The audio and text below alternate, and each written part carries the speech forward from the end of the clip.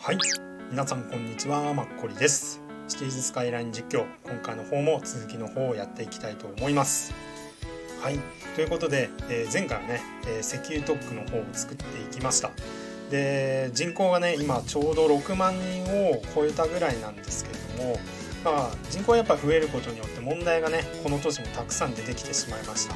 でその一つが今画面中央に映っているこの資源コストが高いっていうアイコンなんですけども、結局ねこの石油特区を作ってもこのアイコンをね消すことができませんでした。それで一応ねいろいろ調べたところで、前回もね最後ちょっと触れたんですけども、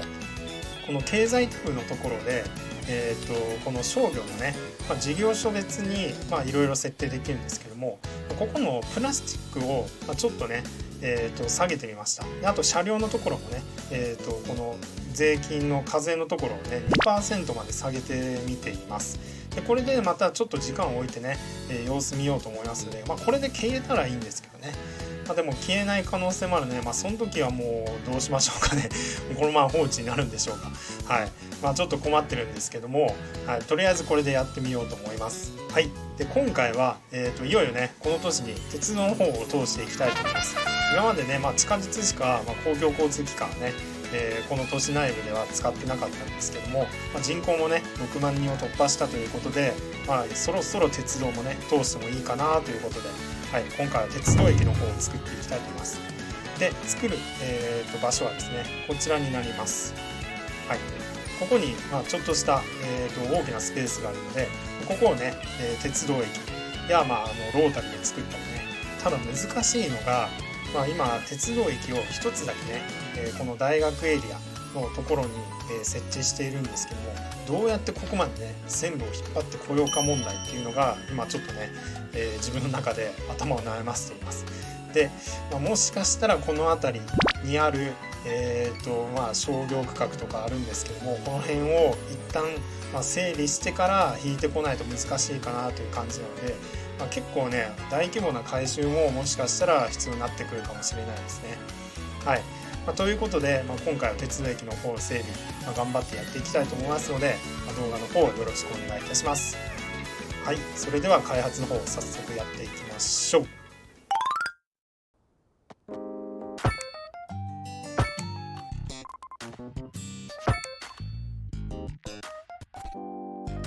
はい、そしたらバックでは、開発の方が行われていますが、ここからはね少し雑談の方をしていきたいと思います。ここ何日間か、寒くなったと思ったらまた日中暖かくなったりと、なかなか本格的な冬がね、自分の地域では到来しないんですけども、皆さんは体調いかがでしょうか。結構ねインフルエンザとかも流行りだしていて、自分もね感染しないように結構普段気を使ってるんですけども、皆さんもね体調の方にはお気をつけてください。はい、それで最近ねこのシリーズもたくさんの方に動画の方を見ていただけているようで本当にありがたいですね。前回の動画でも資源が高い問題があったんですがね、そのことについてもうすぐコメントをいただきました。本当にありがとうございます。で今回ちょっとそのコメントを紹介させていただこうと思うんですけども、はい、これですね。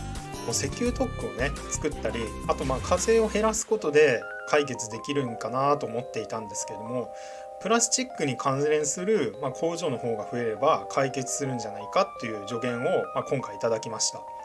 で自分は全くこの視点がなかったので、なるほどなともね思わされたんですけども、実際ねこの方もこの方法で問題を解決されたみたいなので、今後ね早速やってみようかなと思っています。でちょうどね次の動画になるんですけども、予定としてね埋め立て地を作る予定だったんですよ。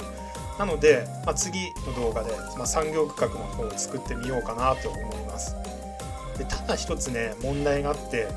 果たしてその狙ってこのプラスチックを生産する工場が建てれるのかというと、多分ね建てれないと思うんですよね。なのでそのあたりは運も絡んでくるのかなと思います。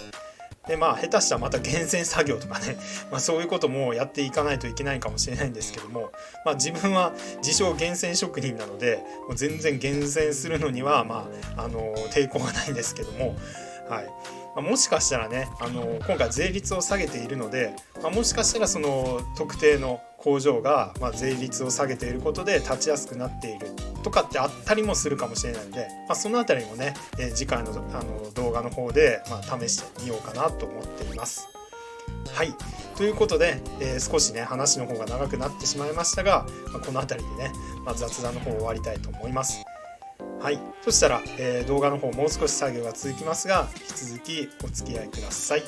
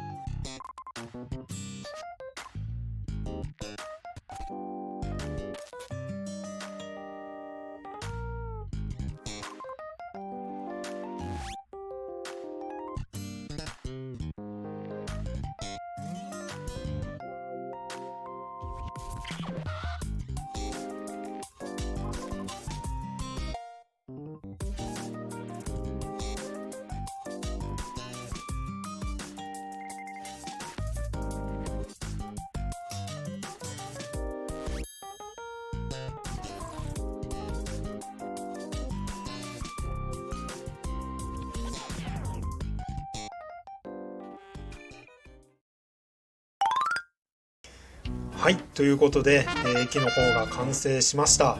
はい、結構ね今回も時間かかりましたね。もう季節もいつの間にかね、春の方になっています。で、人口もいつの間にか7万人を突破しています。もう残り、10万人までもう3万人を切っていますね。はい、お金もねだいぶ貯まりましたね。